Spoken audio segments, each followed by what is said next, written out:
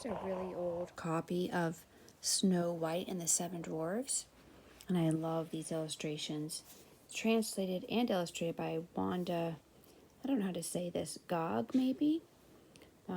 She's the author of Millions of Cats and Tales from Grimm. Millions of Cats is a great book. I'll have to read to you on here. This is a little bit longer book, but it's nice to see and read. And here we go, Snow White and the Seven Dwarfs. Look at the illustrations, aren't they cute? Freely translated and illustrated by Wanda Ga'g, Coward-McCann Incorporated, New York. And let's see if we can get a year. 1938. Wow. Look at that. For Pat and Jeannie. Snow White and the Seven Dwarfs. Snow White and the Seven Dwarfs. I'll try to show you the words and the pictures. So if you're learning English, you can follow. Once upon a time, in the middle of winter, the snowflakes were falling like feathers from the sky. At a castle window framed in ebony sat a young queen working at her embroidery. And as she was stitching away, gazing at the snowflakes now and then, she pricked her finger and 3 little drops of blood fell down upon the snow.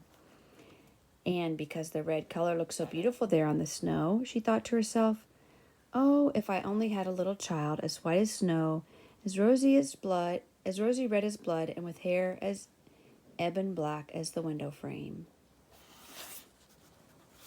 And there's her stitching.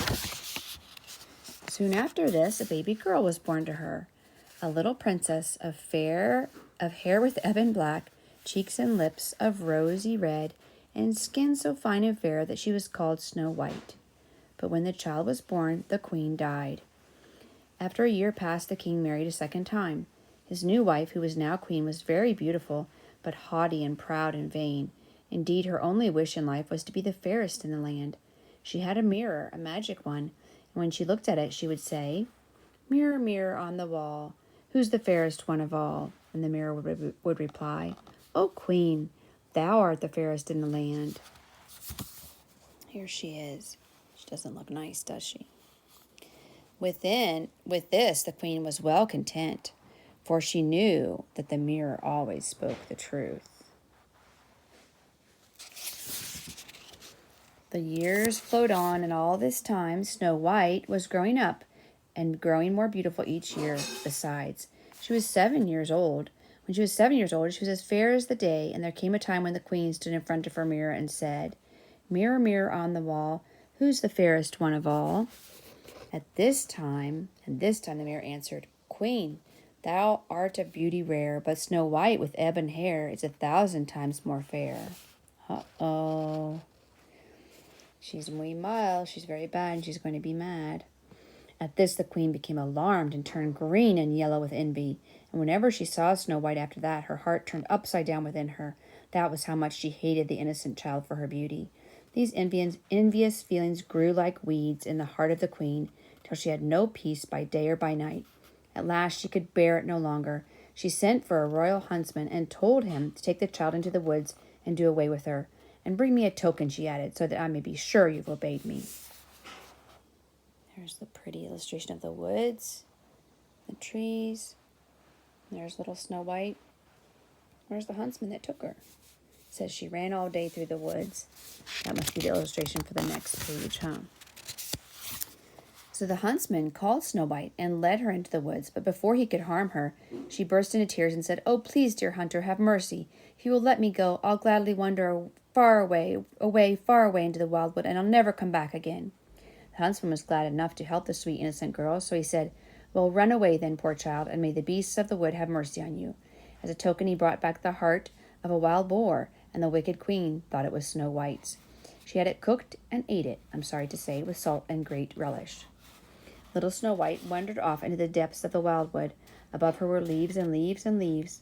About her were the trunks of hundreds of trees, and she didn't know what to do. She began to run over jagged stones and through thorny thickets. She passed many wild animals on the way, but they did not hurt her. She ran all day through woods and over 7 high hills.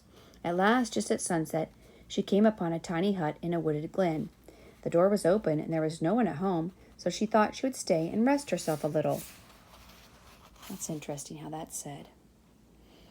She went in and looked around. Everything was very small inside, but as neat and charming as could be, and very clean. At one end of the room stood a table, decked in, look at how pretty the house is outside, huh? White, and on it were 7 little plates, and 7 little knives and forks and spoons, and 7 little goblets.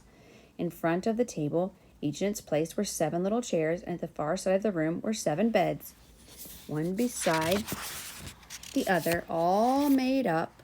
There's the table, isn't that nice? All made up with coverlets as pure and white as plum blossoms. Snow White was hungry and thirsty, so she took from each little plate a bit of vegetable and a bite of bread, and from each little goblet a sip of sweet wine. She had become very tired, too, from all her running, and she felt like taking a nap. So she tried one bed after another, but found it hard to choose the one that really suited her. The first little bed was too hard. The second little bed was too soft. The third little bed was too short. And the fourth little bed was too narrow. The fifth little bed was too flat. The sixth little bed was too fluffy. But the 7th little bed was just right, so she lay down in it and soon was fast asleep. After the sun had set behind the 7th hilltop and darkness had crept into the room, the masters of the little hut came home. They were 7 little dwarfs who dug all day and hacked away at the hills in search of gems. And, oh, look at the beds. Aren't the illustrations lovely in black and white? Qué bonito. In search of gems and gold. Here they come. They lit their 7 little lights and saw right away that someone had been there, for things were not quite the same as they had left them in the morning. Said the first little dwarf, "Who's been sitting in my chair?" Said the second little dwarf, "Who's been eating from my plate?" Said the third little dwarf. Said the third, "Who's been nibbling at my bread?" Said the fourth, "Who's been tasting my vegetables?" Said the fifth, "Who's been eating with my fork?" Said the sixth, "Who's been cutting with my knife?" And the 7th, "And who's been drinking from my little goblet?" Now the first little dwarf turned around and saw a hollow in his bed, and said, "Someone's been sleeping in my bed." And the second little dwarf looked at his bed and said, "Someone's been sleeping in mine too. It's rumpled." And the third said, "In mine too. It's all humped and crumpled." And the fourth said, "In mine too. It's full of wrinkles." And the fifth said, "And mine is full of crinkles." And the sixth said, "Mine too. It's all tumbled up and jumbled." But the 7th cried, "Well, someone's been sleeping in my bed, and here she is." Does this remind you of the way they would tell Goldilocks and the 3 Bears? Reminds Mimi of that. The others came crowding around and murmuring and whispering in wonderment at the sight. "Aye, aye," they said, "how beautiful is this child." They brought their tiny lights. There she is, see their little light? There she is. And held them high. Oh, this is the next day's picture, isn't it? And held them high and looked and looked and looked. So pleased were they with their new little guest that they did not even wake her, but let her sleep in the bed all night. The 7th dwarf now had no bed, to be sure, but he slept with his comrades, 1 hour with each of them in turn till the night was over. In the morning, when Snow White awoke and saw 7 little men tiptoeing about the room, she was frightened, but not for long. She soon saw that they were friendly little folk, so she sat up in bed and smiled at them. Now that she was awake and well rested, she looked even more lovely than ever, her rosy cheeks and her big black eyes. The 7 little dwarfs circled around her in admiration and awe and said, "What is your name, child?"